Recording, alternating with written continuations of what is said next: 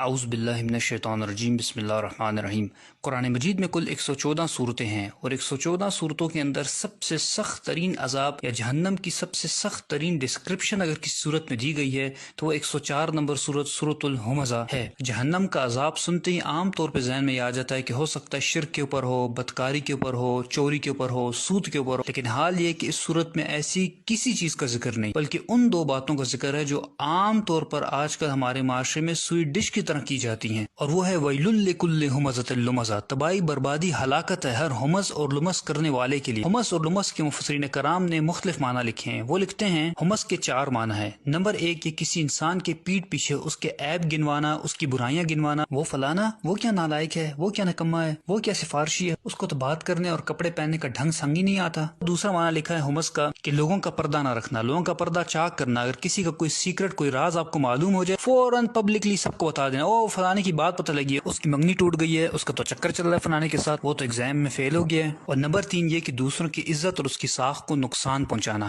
اگر کسی محفل میں کسی کی تعریف ہو رہی ہو تو فوراً سے اس شخص کی کوئی ایسی برائی بیان کر دینا جس سے اس کا امپریشن اس محفل کے اندر خراب ہو جائے۔ یعنی اگر لوگوں کے دلوں میں اس انسان کے لیے محبت ہو، عزت ہو، تو صرف حسد کی بنیاد پر کہ لوگ میری تعریف کیوں نہیں کرے، میرے بچوں کی تعریف کیوں نہیں کرے، اس انسان کی مخالفت شروع کر دینا اور جھوٹی سچی لگا کر لوگوں کے دل اس سے برے کر دینا۔ علامہ آلوسی رحمۃ اللہ لکھتے ہیں کہ جس وقت یہ 3 کام ہوں گے تو اس کا رزلٹ وہ چوتھا کام نکلے گا، اور وہ چوتھا کام کیا ہے؟ الکسر، یعنی توڑنا۔ ان تینوں کاموں کا نتیجہ یہ نکلے گا کہ پھر بعض اوقات رشتہ داری ٹوٹ جائے گی۔ جب آپ ایک انسان کی ہر وقت عیب بیان کریں گے، اس کی کسی برائی پہ پردہ نہیں رکھیں گے، لوگوں کے سامنے ہر وقت اس کا امپریشن خراب کریں گے، تو اس کا خود بخود رزلٹ یہ نکلے گا کہ وہ انسان آپ سے اٹھنا بیٹھنا چھوڑ دے گا اور اس کا سارا گناہ آپ کے اوپر آئے گا۔ چنانچہ رسول اللہ صلی اللہ علیہ وسلم نے ایسے لوگوں کے بارے میں ارشاد فرمایا، مسلم احمد کے اندر حدیث شریف ہے، شرار و عباد اللہ کی مخلوق میں سب سے بدترین انسان کون ہے؟ المشاؤون بالنمیمہ، جو لوگوں کی پیٹھ پیچھے ان کی برائیاں بیان کرتے ہیں، ان کی چغلیاں کرتے ہیں، والمفرقون بین الاحبہ، اور آپس میں محبت کرنے والوں کے درمیان نفرتیں پیدا کرتے ہیں، ان کے دلوں کو برے کرتے ہیں ایک دوسرے سے برائیاں کر کر، والباغون البراء اللعنت، اور بے گناہ اور معصوم لوگوں کو بدنام کرنے کی کوشش کرتے جن کا کوئی قصور نہیں ہوتا، فضول میں ان کی طرف اس قسم کی نسبتیں کرتے ہیں جو کام انہوں نے نہیں کیے ہوتے۔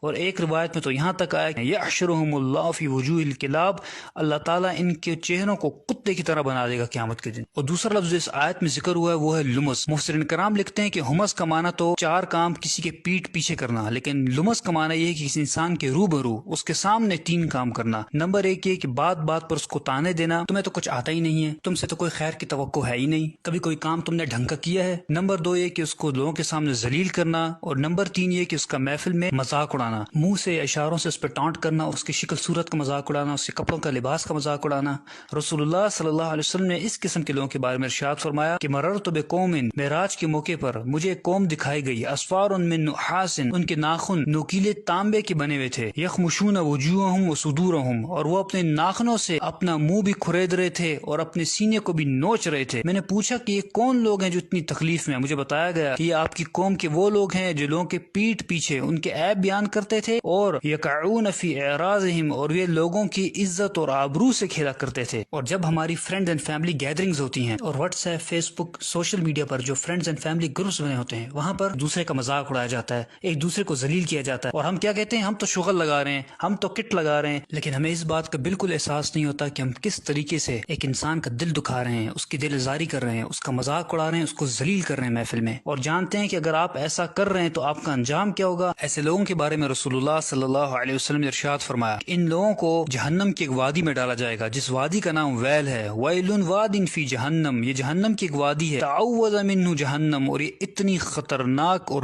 گرم ترین وادی ہے کہ خود جہنم اس سے پناہ مانگتی ہے، کل یوم 70 مرہ، 70 دفعہ جہنم خود پناہ مانگتی ہے اس وادی سے کہ یا اللہ مجھے اس سے پناہ میں رکھ۔ ایسے لوگوں کو اس وادی میں اللہ تعالیٰ ڈالے گا۔ اور امام راضی رحمۃ اللہ لکھتے ہیں کہ یہاں جو ذکر ہوا ہے ویل کا، یہ ویل بیسکلی کیا ہے؟ یہ بدوائیہ کلمات ہیں، اور یہ کس کی طرف سے ہیں؟ جب آپ کسی انسان کی عزت ساخت کو نقصان پہنچاتے ہیں، اس کا مذاق اڑاتے ہیں، تو جو اس کی دل آزاری ہوتی ہے اور وہ جو دل سے بدوا نکلتی ہے، یہاں اس کا ذکر ہے۔ دوسرا معنی وہ لکھتے ہیں کہ یہاں ویل سے مراد ہے کہ اللہ تعالیٰ آپ کو بدوا دے رہے ہیں، آپ یہ کام کر رہے ہیں، ویل لکل ہمزۃ لمزہ، آپ سوچ لیں کہ اللہ تعالیٰ فرما رہا ہے کہ تو تباہ برباد ہو جائے، تو اس قسم کے کام کرتا ہے، تو ایسے انسان کو کیا دنیا ملنے والا ہے اور کیا آخرت میں ملنے والا ہے۔ اور اب یہاں اس نفسیات کو بھی سمجھ لیجئے کہ یہ کام کر اڑتے کون لوگ ہیں؟ تو اس آیت میں آگے اللہ تعالیٰ نے فرما دیا الذی جمع مالا وعددہ یحسب ان مالہ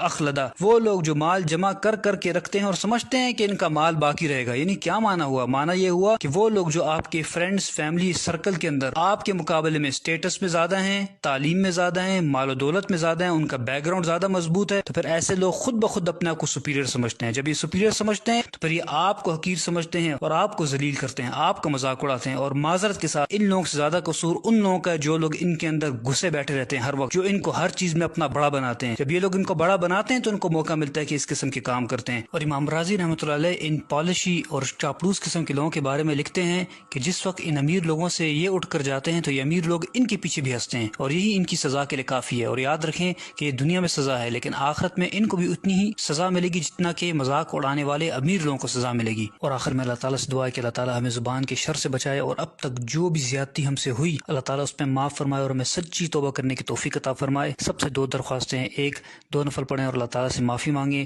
دوسرا ان حدیث کو زیادہ سے زیادہ آگے پہنچائیں تاکہ آپ کا بھی صدقہ جاریہ بنے، ہمارا بھی۔ جزاک اللہ خیر۔